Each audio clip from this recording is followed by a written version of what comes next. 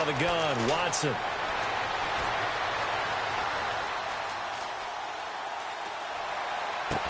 And he's got it. So the try for two successful, and that bumps their lead up even further. The kickoff unit is out on the field, and they will send this one away. Fielded about a yard deep. Oh, and now he bowls him over. And he'll bring it a few past the 20 to the 23-yard line. Out onto the field comes New Orleans. And last time this unit was out here, costly turnover, and then that turned into 6 points. They've got to make amends. And how many times have we sat in meetings with coaches and they use the term complementary football? Offense take care of the defense, defense take care of the offense. That didn't happen on the last possession. And he's going to go down. The Texans come at him and able to bring him to the ground. Breeze, one of the best ever in these situations as he's trying to get his guys set.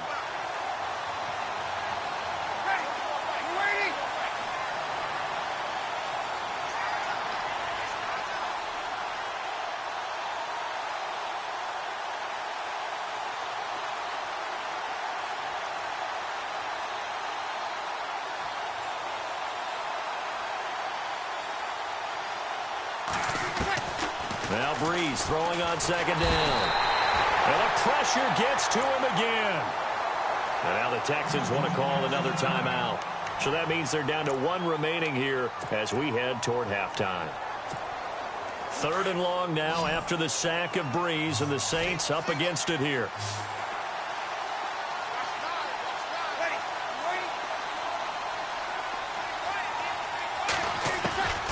To throw is Breeze. He uncorks it for Snead, and that is incomplete. So 17 seconds now on the clock here. And attempted a deep ball there. They didn't get it.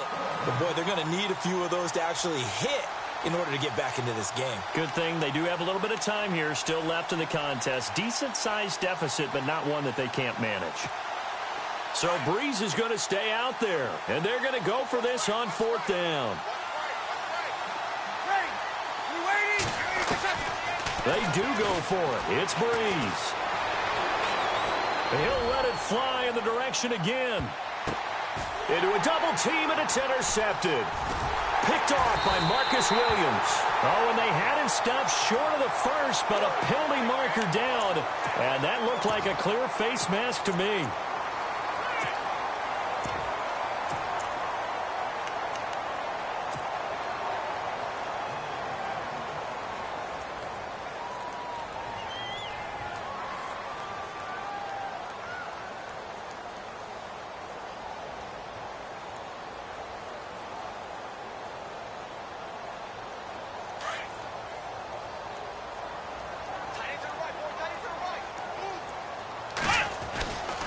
Watson going to give this one to Miller. And they went the wrong way there. Losing yardage back at the 43-yard line. And with just 1 second remaining in the first half, they'll call the timeout.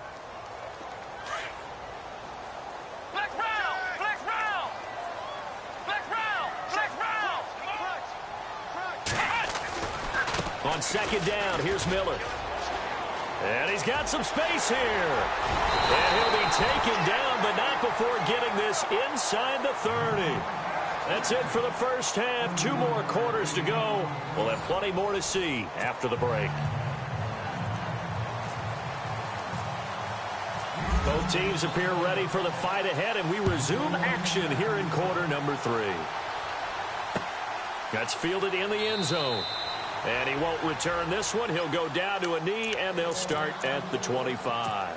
Out come the Saints now. They'll go on offense first here to begin the 3rd quarter. They have the ball here for the inaugural drive of the second half. Pretty big deficit, though. We'll see what adjustments were made in that locker room. And I never want to make something more important than it actually is, right? I don't want to create more hype than what is there. But this you're going to do that? I'm doing it, though. This is a really important drive. And we often talk about teams scripting plays to start a game. A lot of them script to start the second half, too. And they're scripting something that they expect to get them into the end zone and back into this game. We'll see if that script is a good one for them. Now Breeze. He's going to go up top again. And is this intercepted? It is. It's intercepted. Picked off by Jonathan Joseph. First possession of the third quarter, an interception, so maybe a second-half tone setter. Indeed, and not the tone they wanted to set. That's the equivalent of running out the wrong door and running into your pool instead of running out onto the field. A real dud for that one. Has that happened to you before? No, but I've heard stories about teams actually doing that back in the good old days. Let's go! They'll start out on the ground. It's Lamar Miller. Gets past one man. And some space here. And they're able to get this one across the 35. Give them 17 on the pickup there, and the Texans also get a new set of downs. Absolutely love the run right there. This guy's known for his quickness, but also for his speed. And he's able to get to the second level almost before you blink if you give him any type of blocking. Always talk about slot receivers, and they're usually known as quicker than fast. In this case, we've got a guy who's quick and fast, and he used it to great advantage.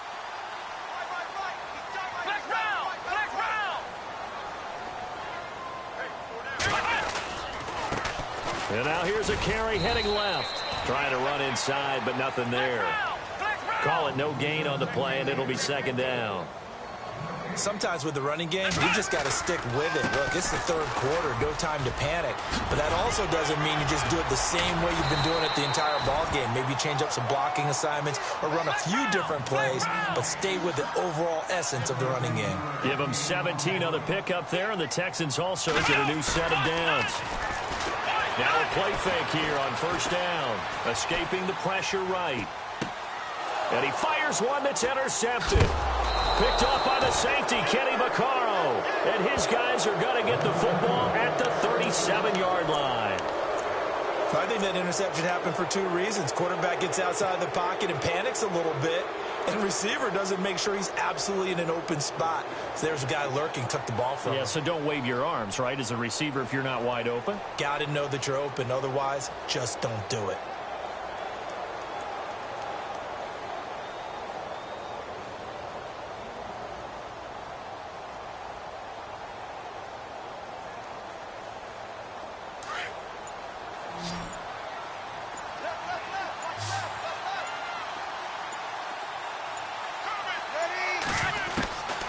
So after the INT, it's Breeze.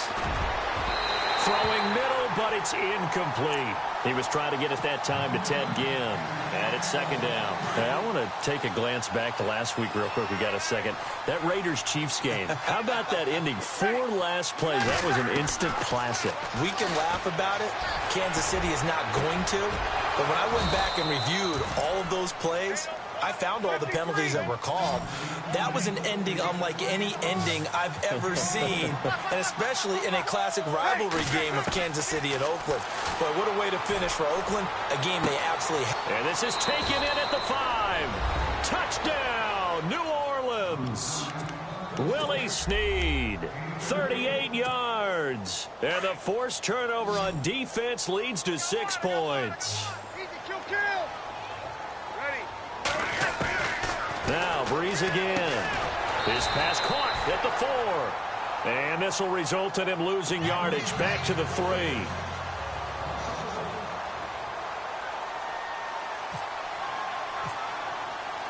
Morstead, the punter, out to kick it off.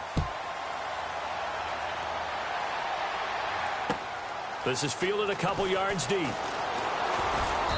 And he'll get it up past the 20 to the 22-yard line. And now out comes Houston. And there are parts of their last drive they'd like to emulate. And, of course, they'd like to forget the ending, the interception. But they did put together, Charles, a nice sustained drive to get him down the field. Yeah, and unfortunately for them, the only thing that matters is part 2, right? Because once they threw the interception and finished off the drive, that does them no good to go back and say, well, you know, we had a good one going. Finish things off. That's the only way you can get it done. Room here to run. Oh, he knocks him over. And he gets this one just shy of the 40. They'll mark him down at the 39. A big one there for the Texans, 18 yards. I love when a play results in a game that I can actually kind of fall back on one of my favorite adages, and that is anytime there's a run over 10 yards, it means that the offensive line did its job, but you know who else did? The wide receiver. Because the first 7 yards kind of belong to the offensive line and the running back. Anything after that means the wide receivers did a great job of blocking downfield, being willing to mix it up, and give them some more space to gain additional yardage. Now a handoff as they run left side. And he'll lose yardage here, back at the 47. So a loss of 5, and it'll be second down. Here we go. So when you call a corner blitz, what a lot of teams call a cat blitz, you're expected to come after the quarterback, but in this case, he ran into the ball carrier. Really nice technique, because what you do is you come deep as the deepest offensive player, so he can't get outside of you. And he's going to take this one down inside the 45. A sizable gain there, 9 yards as they get it back to a 3rd and 5. They're trying to show that they can run the ball and protect this